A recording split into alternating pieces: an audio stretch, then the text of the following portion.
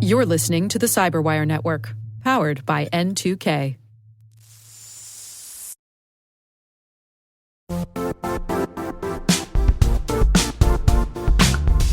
The DMV has established itself as a top-tier player in the global cyber industry. DMV Rising is the premier event for cyber leaders and innovators to engage in meaningful discussions and celebrate the innovation happening in and around the Washington, D.C. area. Join us on Thursday, September 18th to connect with the leading minds shaping our field and experience firsthand why the Washington, D.C. region is the beating heart of cyber innovation. Visit dmvrising.com to secure your spot.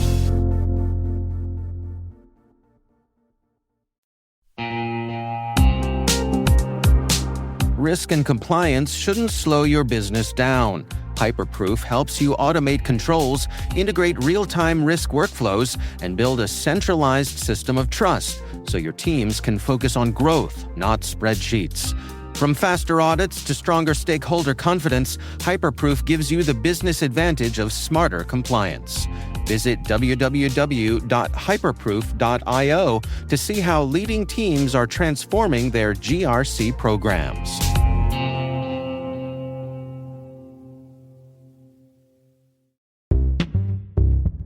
Hi, I'm Marina Ciavatta. I'm from Brazil, and I'm a social engineer and CEO of Hekate, Inc.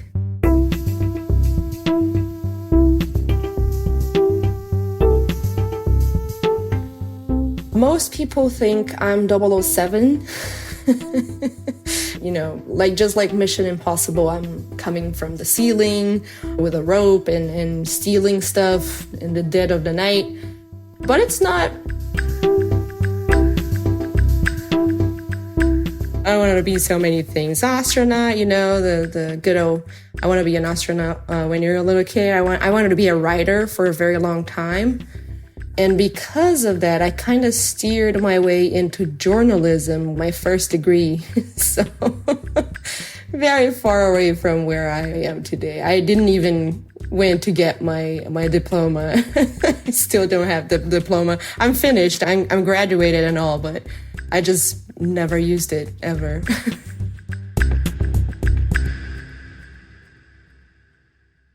Growing up, I was, a little nerd. Still a big nerd actually now. Because of that, gadgets, video games, computer, they have always been near me. Sci-fi is very big when you're a nerd. Being a little geek, technology is part of your day-to-day. And you always want to, tear things apart, get to know how they work. At least I was like that.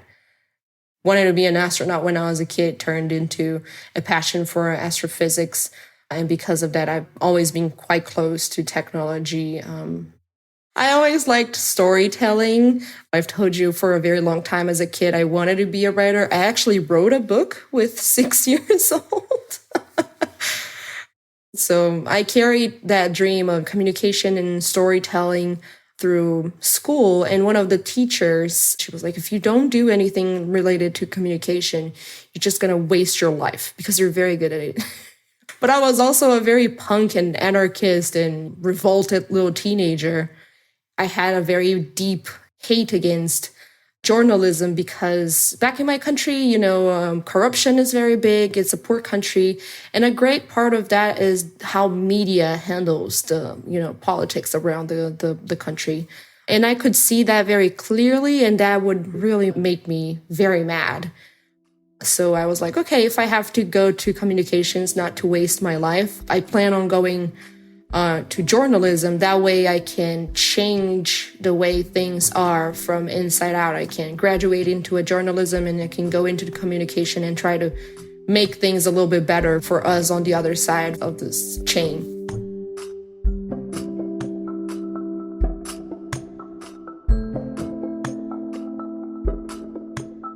I really disliked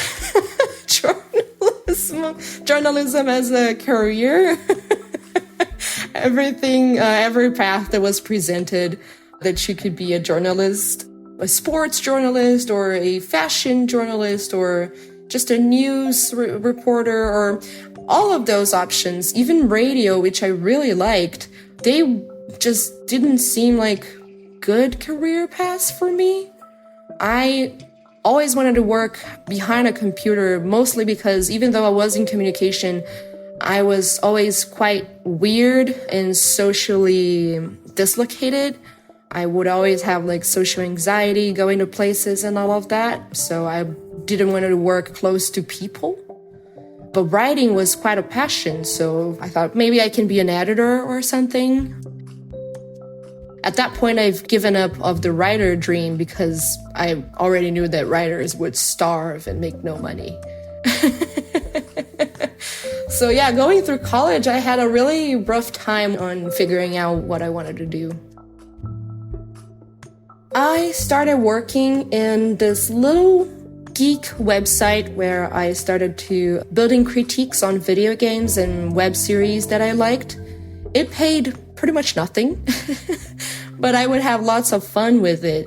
That's when I noticed, okay, I have to work with something because I guess that's what makes me happy.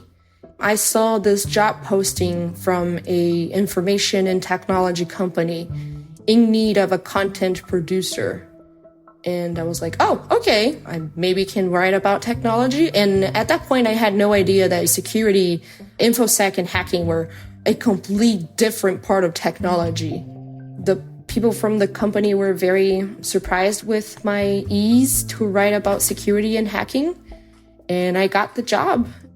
It's where I had my first contact with hacking and security, and I started just falling in love completely with the subject.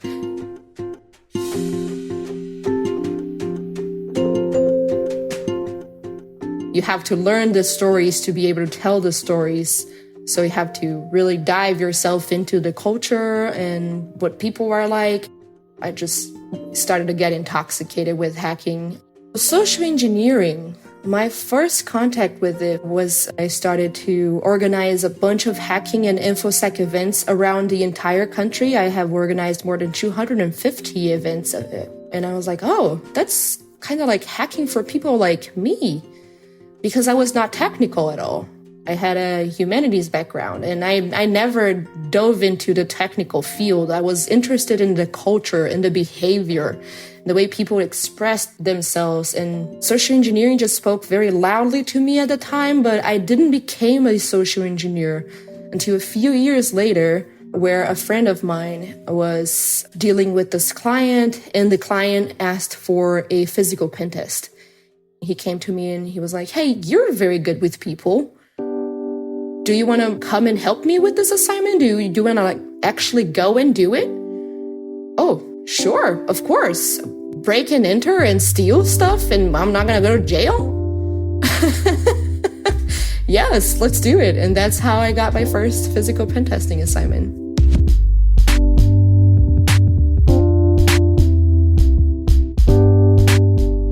My job is to test all of the security layers, especially the human ones at a company, and make sure they are indeed prepared and paying attention to security as they should. Because if they're not, I am going to find their flaws. Not only that, but I'm probably going to make them make mistakes. I'm going after the human error to take advantage of someone who left a door opened, or that will believe me and try to help me and put me inside a room that I shouldn't be, or they will turn away when I steal something and they won't say anything. I'm gonna test how they respond to my mischievous acts.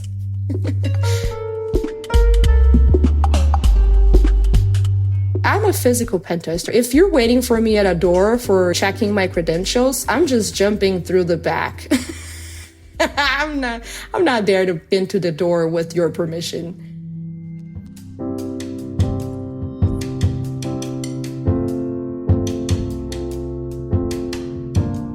Try to find people who will help you.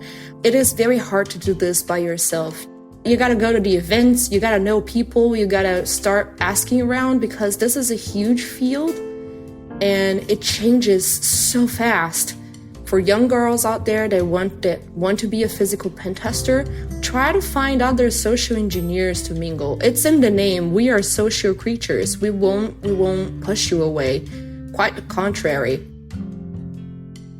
A lot of people ask me about self-control, and I gotta say, it is really hard. If you don't have very good self-control, you may get unhinged, and that's very dangerous because you realize how powerful you can become. You really have to stay to your script. Stay very truthful to why you're doing that.